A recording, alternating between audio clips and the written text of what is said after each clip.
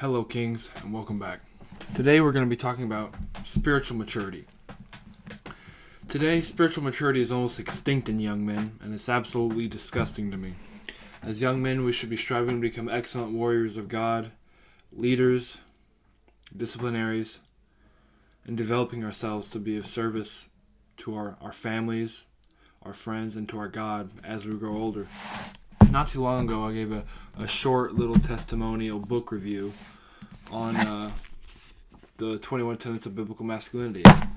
And it was on Tenet 13. Today we're going to talk a little bit about Tenet 13, about some disciplined thinking.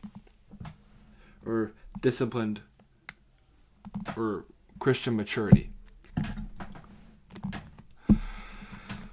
Tenet 13 says, young men should learn from aged men the 4 disciplines of Christian maturity. Disciplined thinking, reputable living, pure convictions, and excellent speech. Disciplined thinking. Exhort to be sober-minded. Now, disciplined thinking you can think of as not gratifying the flesh with your thoughts. Because even if you're not, let's kind of use indulging in immorality. You can not be like lusting physically, but you could still be lusting in your mind and still be sinning. So, likewise, we should be physically disciplined, right? Physically mature, but also mentally mature and disciplined in our thinking with our mind. Because our flesh votes for carnality. Our flesh, as I've talked about, is the inclination of the of man to gravitate towards sin. That's our fleshly desires, the human nature. But if we were saved in Jesus Christ, we also have another voice. So think of it as a voting system. Flesh votes for carnality and immorality, and the spirit, if you're saved in Jesus Christ, votes for purity and spirituality. The tiebreaker is your soul. Your soul is the tiebreaker. If your thoughts are right, your emotions are right, and you can win the flesh versus spirit tiebreaker. And you can start making good decisions.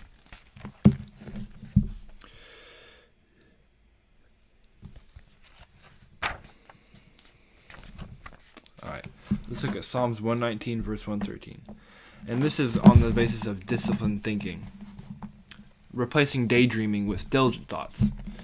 Daydreaming can also be very, very negative. We should be always disciplined in what we're thinking. Even if it's not necessarily a bad thought we're thinking, but we should always be diligent in the way we think. We should always be thinking about pure and profitable things, right? We shouldn't be stagnant and dormant in our thinking. Jeremiah 4:14 says, O Jerusalem, wash thine heart from wickedness, that thou mayest be saved. How long shall thy vain thoughts lodge within thee? Proverbs 21:5. The thoughts of the diligent tend only plenteousness. Psalms 119, verse 113. I hate vain thoughts, but thy law do I love. Replace evil thoughts with Bible meditations. One thing you can do is when you think of, you have a bad I have a lot of bad thoughts come into my mind very regularly. And what you can do is you can find Bible verses. There's all kinds of Bible verses that you can use to combat these bad thoughts. And also, you can meditate on them. Just as we're supposed to be meditating in the morning. So I meditate every morning. I sit down and meditate. What I do when I meditate, I sit down for 5 minutes, and it's just clearing my mind. Not thinking about anything, just breathing in and out through my nose. And what you can also do, you can repeat a Bible verse over and over in your head and just think about that Bible verse. And it really helps to digest the meaning and fruitfulness of that Bible verse. And so we should be meditating on Bible verses often. Reputable living. As young men, we should develop a good reputation amongst our family, friends, and work partners. We should be consistently striving to have an excellent reputation. A reputation is what defines a man much of the time. In all things, showing thyself a pattern of good works. 1 Thessalonians 5:22. Abstain from all appearance of evil. Romans 14:16. Let not then your good be evil spoken of. And I'll just read a little transcript out of the book right here. The way to keep a good reputation is to be very careful that your activities are pure in their appearance. The command of God is not just to abstain from evil, but to abstain from anything that might appear evil. Even if you're not doing something inherently bad, if it appears that way, people will gravitate to a worse response.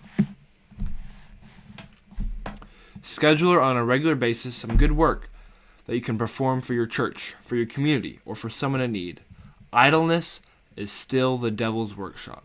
Idleness, even if it's not bad, if it's not sinful, idleness is still within the devil's workshop. Build a reputation of good works. Now, the next one, there's some more in here, but I'm going to go to a different one. Excellent speech. Sound speech. Speech that cannot be condemned. People will judge you by the way you speak. Just like people will judge you by the way you look, they will judge you by the way you speak. It's one of the first things someone notices about you. So, we should always strive to speak excellently. Here are the 10 laws of excellent speech. Before I do that, I'm going to give you some verses. Proverbs 17:27. He that hath knowledge spareth his words. Proverbs 10:19. In the multitude of works there wanteth not sin, but he that refraineth his lips is wise.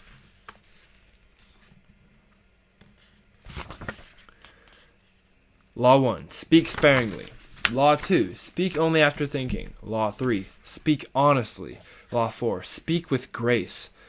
Law 5. Speak only acceptable words. Law 6. Speak appropriately. Law 7. Speak respectfully. Law 8. Never speak evil of another person. Law 9. Never praise yourself. Law 10. Speak the gospel boldly. Now there's verses on all those. I'm not going to read them all, but I'm just going to go through a few of them. Ephesians 4:25. Wherefore, putting away lying, speak every man truth. Wherefore, putting away lying, speak every man truth with his neighbor, for we are members one of another. And that's under speak honestly. Proverbs 12:17. He that speaketh truth showeth forth righteousness, but a false witness deceit. That's also under speak honestly. Speak only after thinking. Proverbs 29:20 rather. Seest thou man that is hasty in his words? There is more hope for a fool than him. James 1:19. Wherefore, my beloved brethren, let every man be swift to hear, slow to speak, slow to wrath. Wow, that's powerful. Let's read it again. James 1:19. Wherefore, my beloved brethren, let every man be swift to hear, slow to speak, and slow to wrath.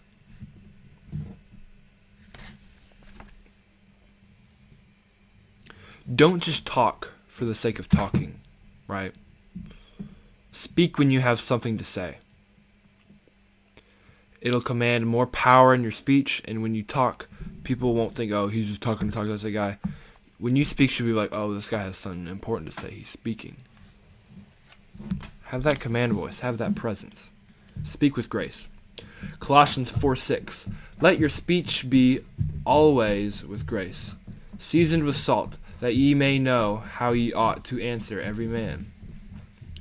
Speak only acceptable words. Psalm 19:14. Let the words of my mouth and the meditation of my heart be acceptable in thy sight, O Lord, my strength and my Redeemer. Always ask yourself this question. Is what I'm about to say acceptable in the sight of God? Speak appropriately. Proverbs 25:11. A word fitly spoken is like apples of gold and pictures of silver. Fitly spoken. Speak respectfully. 1 Timothy 5:1-2. Rebuke not an elder, but entreat him as a father, and the younger man as brethren, the older woman as mothers, the younger as sisters, with all purity. With all purity. Never speak evil of another person. Law 8. James 4:11. Speak not evil of one another. No, speak not evil one of another brethren. Titus 3:1-2. Speak evil of no man. to be no brawlers, but gentle, showing all meekness unto all men. Now, meekness, when people hear the word meekness, they think of weakness, but that's not necessarily what meekness means. Law 9, never praise yourself. Proverbs 27:2. Let another man praise thee, and not thine own mouth, a stranger, and not thine own lips. Law 10, speak the gospel boldly. Romans 1:16. For I am not ashamed of the gospel of Christ. We shouldn't be ashamed of the gospel of Christ. It saved us. We should proclaim it from the roofs for all to hear. Romans 1:16. For I am not ashamed of the gospel of Christ, for it is the power of God unto salvation to every one that believeth, and that believeth to the Jew first, and also to the Greek.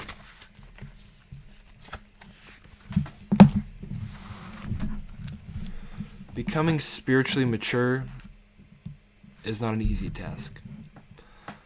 I am still working on being more spiritually mature. But in order to change this world, to get more masculine leaders, it's going to take a lot of spiritual maturity in our youth groups, in our churches, with our friends, especially with our friends. For some reason, guys tend to be always less mature when they're with their friends. And that goes for me also. Take time to consider this video. Pray about what God wants you to work on the most when it comes to your spiritual maturity. And I'm on your side.